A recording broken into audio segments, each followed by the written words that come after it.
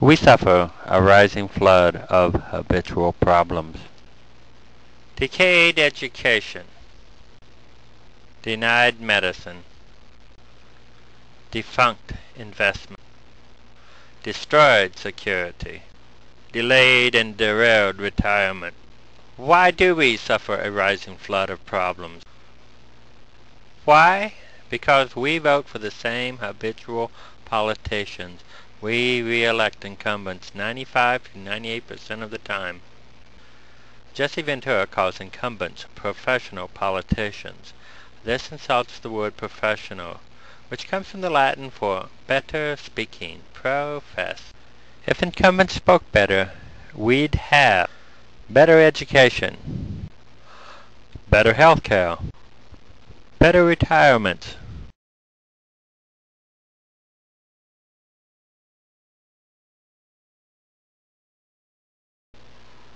Calling incumbents professional is an insult to profess. If they are going to fess up, better to call them confessional if they confess. Habitual politicians make bad habit priests seem like altar boys. To call incumbents professional is an insult to professional. This is like the insult to white trash every time someone uses the phrase white trash to describe Bill Clinton. If you want a better life, you had better vote better.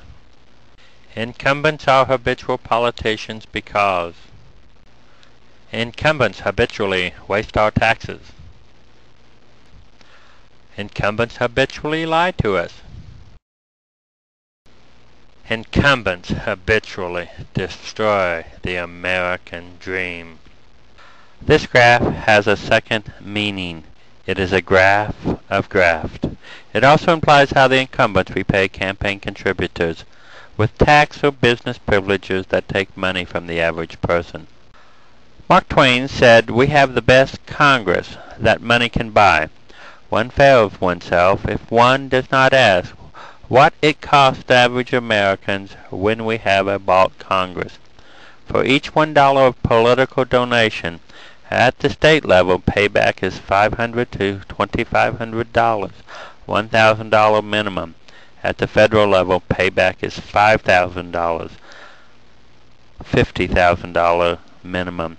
If you lack money for education, health care, safety, or retirement, habitual politicians transferred your wealth to their friends."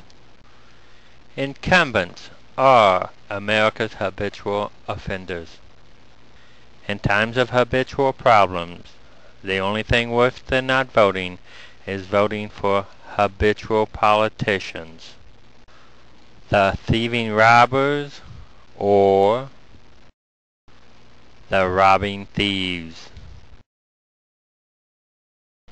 All work and no politics make Jack and Jill overworked taxpayers with no health care and no retirement. If you don't make time for politics, politicians will make your time worth less. Unemployment, underemployment, or misemployment. Stress, duress, and bitterness. Inflation, stagnation, and damnation. In the polling booth, we have a choice of none of the above or a flavor of tyrants. Habitual politicians are porkers in so many ways. And what is hereditary habitual politician? America's founding fathers in the 13 colonies. Red men, black men, and white men fought the Revolutionary War for independence from hereditary politicians.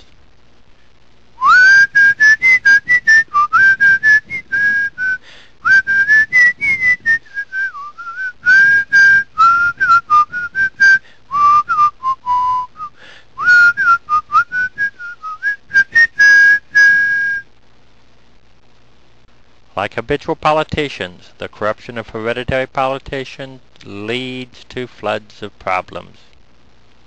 Consider the English monarchy. In the last 10 centuries, England has had more than 10 name changes, usually with chaos. Saxon, Norman, Plantagenet, York, Lancaster, Tudor, Stuart, Cromwell, Stuart Encore, Orange, Hanover, Saxon Coburg Gotha, and Windsor. Why so many changes in merry old England? Invasion, murder, and civil war. What corruption does hereditary politicians institutionalize and nationalize? Nepotism. Most people think nepotism is when the boss hires a relative for a job that the relative has no power of mind or will to solve the problems of the job. Do you know why they call it nepotism?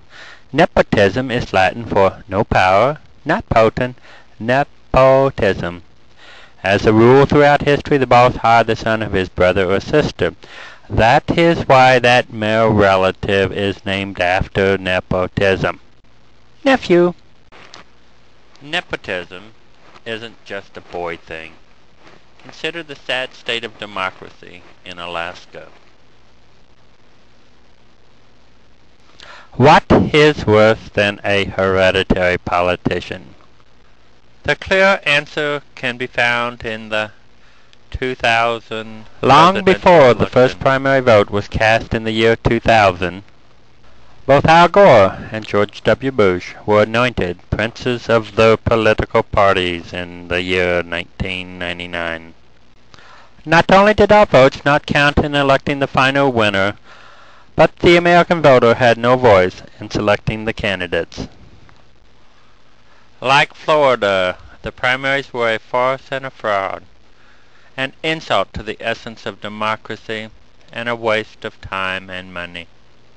Not only were these political princes a pair of habitual politicians, but Gore's daddy was Goldilocks, the wavy-haired anti-war senator from Carthage, Tennessee. Bush's daddy was Daddy Warbush, the curly-haired half-war president from Midland, Texas. Seriously, what is worse than a hereditary politician or a habitual politician? A combination of the two, a son of a habitual politician. Why are son of a habitual politicians so bad for humanity? Charles I of England cannot be accused of giving democracy a bad name. A hereditary king does not damage the dream of democracy.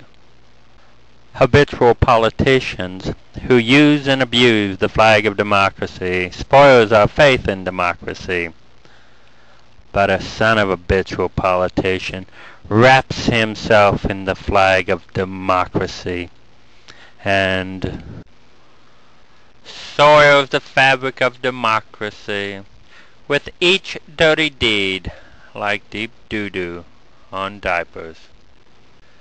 The only way to outshine son of habitual politicians is the sunshine of democracy.